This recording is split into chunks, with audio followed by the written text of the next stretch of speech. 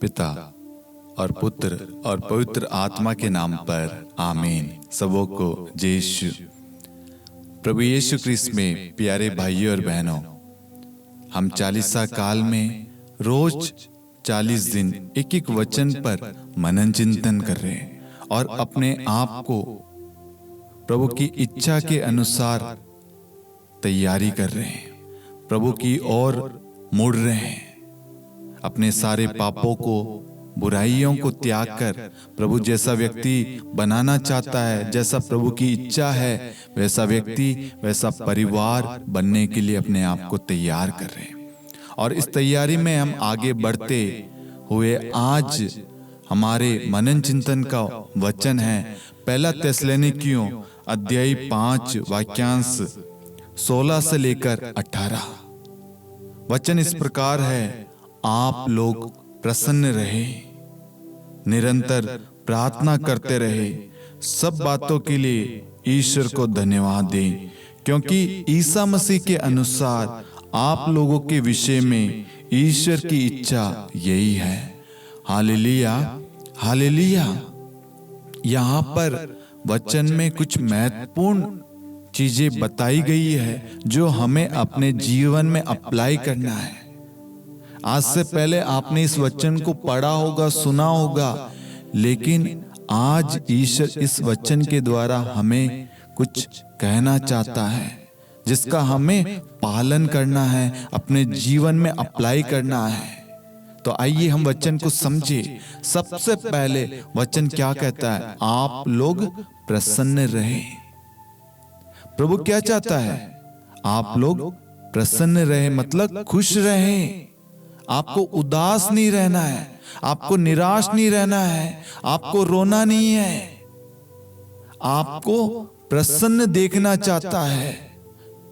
प्रभु की इच्छा क्या है? प्रभु ने यहां पर अपनी इच्छा को प्रकट किया है आपके परिवार के लिए, आपके घराने के लिए, आपके बच्चों के लिए, आपके लिए। प्रभु की इच्छा क्या है? कि आप लोग प्रसन्न रहें। लेकिन क्या आप प्रसन्न रहते हैं? क्या आप ईश्वर की इस इच्छा को पूरी कर रहे हैं? नहीं।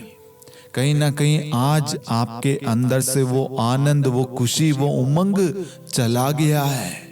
पता नहीं कि आखिरी बार आप कब हंसे होंगे, कब आपने मजाक मस्ती की होगी, लोगों के साथ में बातचीत की होगी, याद नहीं है। क्योंकि सांसारिक चीजों में हम इतने खो चुके हैं कि संसार की चीजें हम पर हावी हो गई है। हमें मालूम ही नहीं है खुशी क्या होती है, प्रसन्नता क्या होता, उमंग आनंद क्या होता है। लेकिन आज ईश्वर कहता है कि बेटा और बेटी, बच्चों, भाइयों और बहनों, आप लोग प्रसन्न रहे और निरंतर प्रार्थना करते रहे। पहली चीज आप प्रसन्न रहे, दूसरी निरंतर प्रार्थना करते रहे। क्या आप हर जरूरत के लिए, हर कार्य के लिए, हर मनोरथ निवेदन के लिए आप प्रार्थना करते हैं? आपको सोचना है। प्रभु कहता है निरंतर प्रार्थना करते रहे।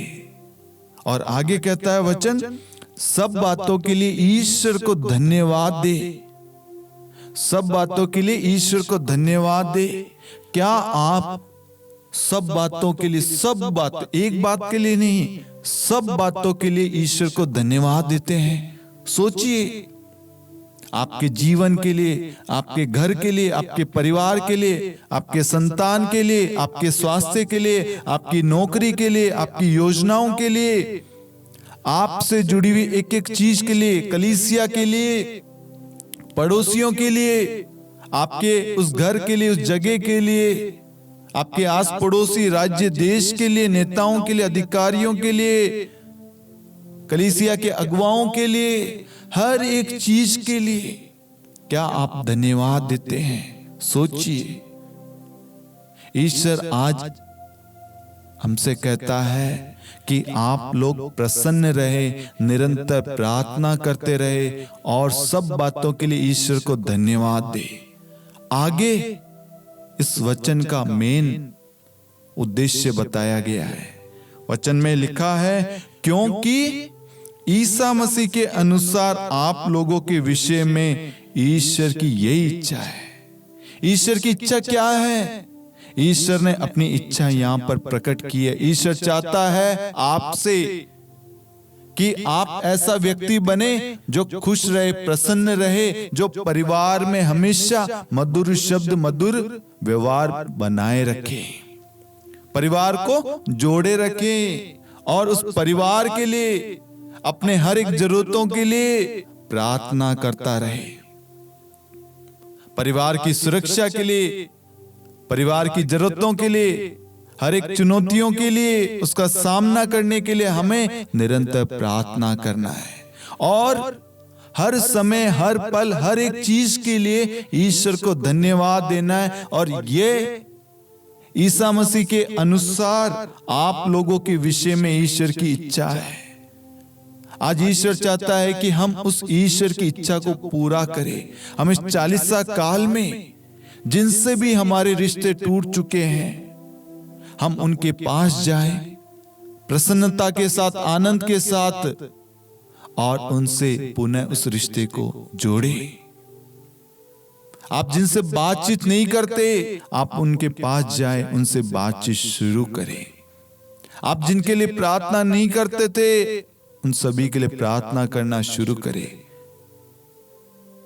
और आज तक आपने धन्यवाद दिया या नहीं, इस पर अवश्य विचार करना और आज से एक नियम बनाना, मैं सदा सर्वदा प्रसन्न रहूंगा, प्रार्थना करता रहूंगा और हर समय ईश्वर को धन्यवाद दूंगा। हर कार्य के लिए, छोटी से लेकर बड़ी हर एक चीज के लिए, घर में रखे हुए हर एक वस्तुओं के लिए, अन्न जल के लिए, भोजन के लिए, व्हीकल्स के लिए, बच्चों के लिए, इस जीवन के लिए, स्वास्थ्य के लिए, प्रकाश जो हमें प्रभु ने दिया है, दृष्टि, वातावरण के लिए, जीव जंतुओं के लिए, नेताओं, अधिकारियों, सब के लिए, ईश्वर के प्रेम के लिए, करुणा, दया के लिए, विश्वास के लिए, वचन के लिए, सामर्थ्य, अभिषेक के लिए, पवित्र आत्मा के लिए, सब बातों के लिए, पुरोहितों के लिए, धर्मसंगी बहनों के लिए, सब के लिए ईश्वर को धन्यवाद देना है।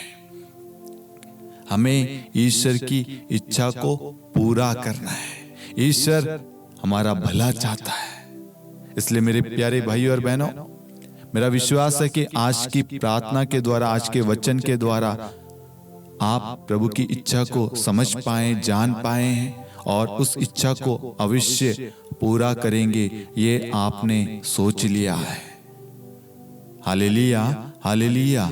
आप इस प्रार्थना के वीडियो के लिंक को आप अन्य लोगों के साथ भी शेयर करें ताकि वह प्रभु की इच्छा को समझ सके। पिता और पुत्र और पवित्र आत्मा के नाम पर आमीन। सबों को जय यीशु।